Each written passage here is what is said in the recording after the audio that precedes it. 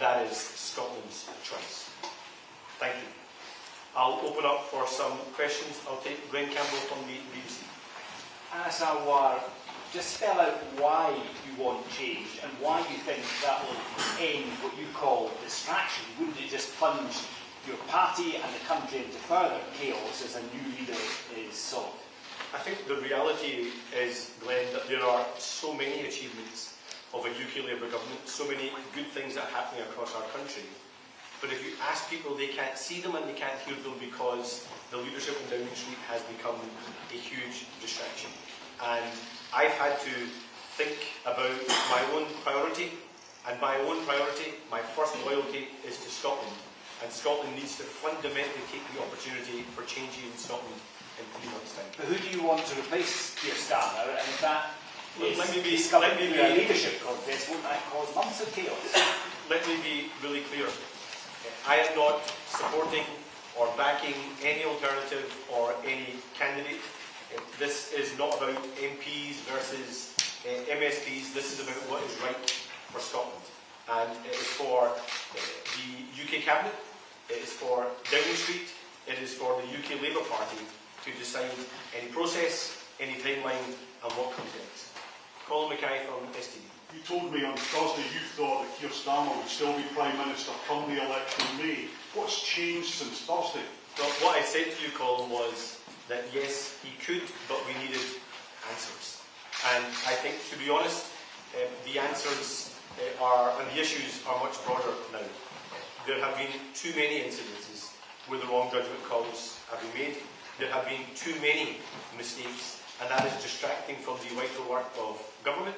And it's also distracting from the big choice that people in Scotland have to make in 3 months' time, and that's why I think it needs to change in Downing Street. Have you told the Prime Minister about this statement before making it? Yes, I spoke to the Prime Minister earlier today, and I think it's safe to say that he and I disagree. Conor Gillies from Sky. Anas Sarwar, one of your own Scottish Labour MPs is reacting to what you're saying here, calling it idiotic, immature, incoherent and self-defeating. It's playing right into your opponent's hands, according to that senior figure. Have you done this to blame the Prime Minister if you failed to become First Minister in May? And second of all, if you don't mind, last year you called Peter Mandelson an old friend when it was public knowledge that he had links with Jeffrey Epstein. How do we take you seriously in cleaning up politics when one of your own Scottish Labour MSPs is best friends with a convicted paedophile? Well, let me first say that the approach of briefings I have always called them. And that's why I'm not taking the approach of briefing, I'm not taking the approach of talking to journalists in private. I'm being upfront and honest about my view and my first priority and my first loyalty being to Scotland, and that's why I'm doing what I believe is best for Scotland. And let me also be clear that Peter Mandelson is not someone or something I want to be associated with. I met him in his capacity as the ambassador or ambassador to the US because that was the right thing to do in Scotland's interest. But should he have been appointed the ambassador? No. Should he be a member of the Labour Party? No. Should he have a seat in the House of Lords? He shouldn't, and it's right now that he is investigated by the police. Peter Smith from ITV. Who else did you speak to about delivering this speech today? Who knew that this was coming? Look, I've obviously spoken to those in my own team. I have had many conversations with many figures across the UK Labour family, both in government and out. And I've been really honest with them about my view, the situation we're in, how I believe this is intolerable, and that I am going to do what I think is right for my country, Scotland. I could have chose to stay quiet, to keep the head below the parapet, and just carry on as if everything was fine for the next 3 months. But my first loyalty and my first priority is to Scotland. And Scotland so desperately needs a different kind of government in Scotland. I mean, you think about some of the things I've been speaking about in the last few weeks. We have had the most intolerable cover-up at the Queen Elizabeth University Hospital, where lives were lost, families were lied to, staff were gaslit, Do we really want to sacrifice Scotland's NHS for a third decade of the SNP? We have children that are feeling unsafe in the classroom or on the streets because of knife crime or the challenge of mobile phones and social media. Do we want a government that's going to stand up on those issues and fight young people's corner? Do we want to sacrifice another generation to SNP government? No. I'm not willing to sacrifice Scotland and Scotland's services and Scotland's towns, cities, villages and islands to a third decade of SNP government. So I am going to do what's right by my country, Scotland. Did you speak to either West Keating or Andy Burnham before giving this speech, and would you expect others to also come forward and repeat your message? Well, I've spoken to many figures both in and out of the Cabinet. It is for them to decide their own view and what they choose to do or not do. I'm making my own decision based upon my own view, being my own man. Have and you I'm going to with others? not at all. And it's for others to do their own decisions and make their own minds about what they feel is tolerable. This isn't good enough. It needs to change, and I'm going to do what's right by my country, Scotland.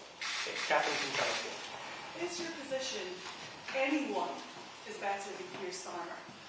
And secondly, are you comfortable being the public face that pulls the trigger on the Prime Minister when some of your colleagues, including the Welsh First Minister, already appear to be rolling back on this?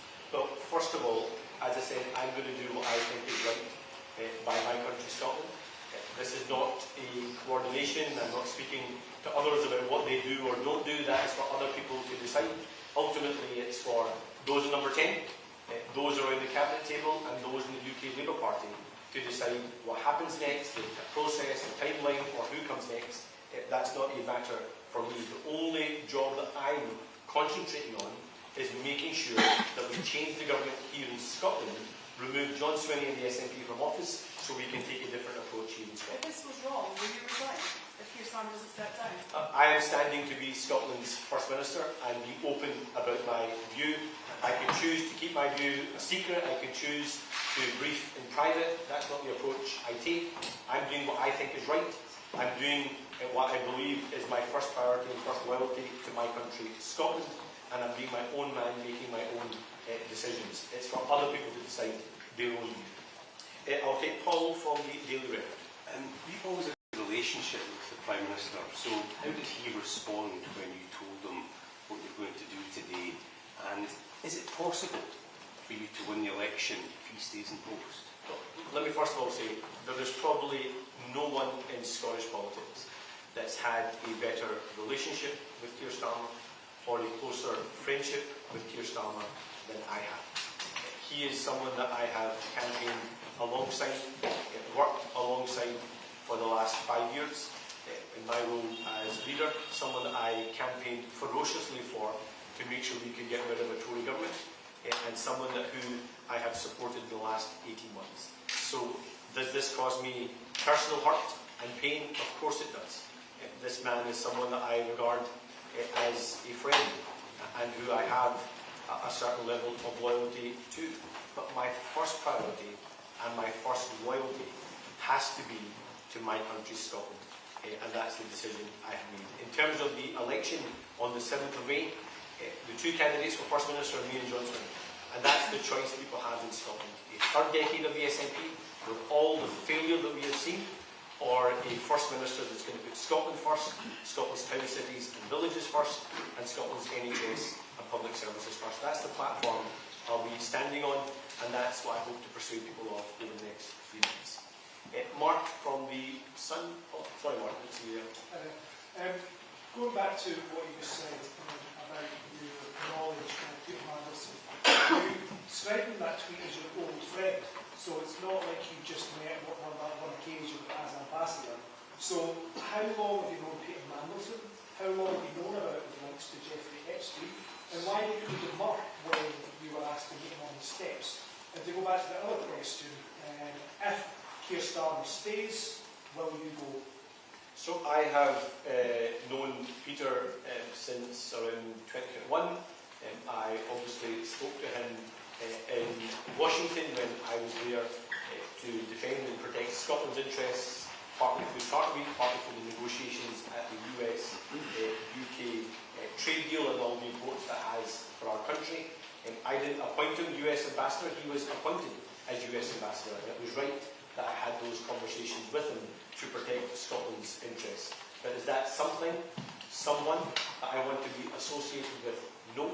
He has betrayed this country. He has betrayed the party he was once a member of, and he has betrayed the public in terms of his actions and his relationship with Jeffrey Epstein. And the other point you make, it is now for others to decide any process, any timeline, and who the next Prime Minister may be. I am going to spend all my time concentrating on removing John Swinney, changing the government here in Scotland, and making sure we deliver the new direction Scotland needs. And if those, Thank you people, all so those much. people decide he should stay, will he go? Well, that's for them to decide. I'm only answerable to one group of people.